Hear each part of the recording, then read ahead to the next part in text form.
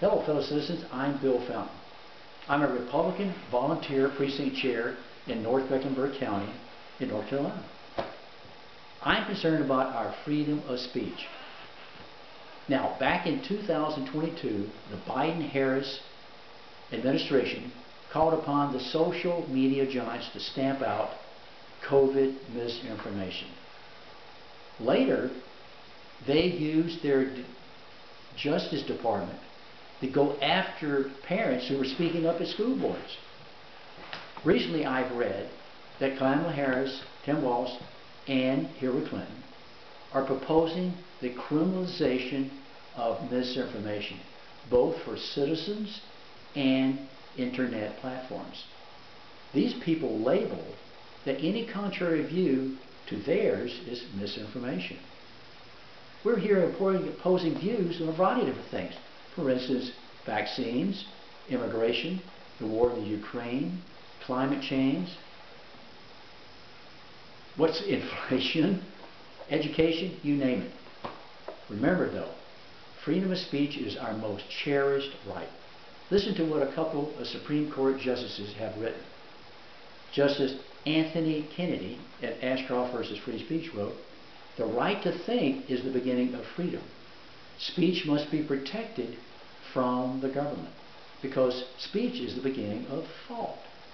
Later, Thurgood Marshall in 1974 wrote that free expression is an integral part of the development of ideas and a sense of personal identity. And to deny this freedom insults the individual's worth and their dignity. It's like a slap in the face. Today, the internet is transforming our public square, becoming virtual. And that's problematic because our communication programs or platforms are controlled by a handful of publicly traded tech companies: X, Facebook, Google, Amazon. Our First Amendment only limits government actors, not tech companies. However, since X broke with repeating what the Biden-Harris narrative, they now are a target for censorship.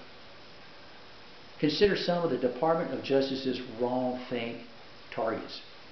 Anyone critical of the government's mask and vaccine mandates, or Catholics praying at an abortion mill, or parents wanting to protect their children from transgender alterations.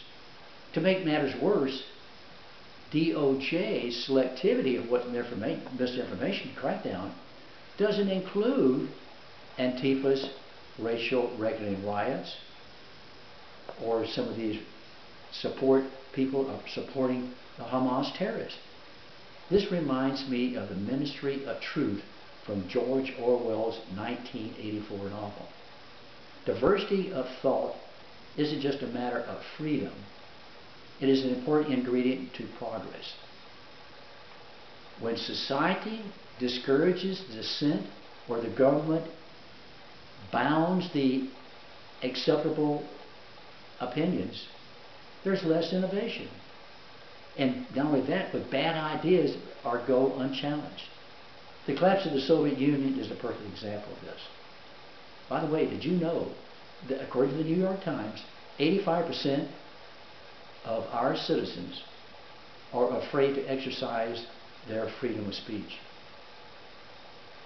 Look, Hitler took control of Germany, slaughtered millions of people because, per a German Protestant pastor, Martin Niemöller, saying that the Protestant pastors were complicit in that action because of their silence, as probably were one of the other Christians. Well, God-fearing citizens, we need to, in this election, it's critical that we protect our freedom of speech, thus our freedom of religion. I'm convinced that the Democrats want to eliminate any dissent in our country, thus making the U.S. a totalitarian, socialist country. Protect our freedoms, vote Republican. Thank you.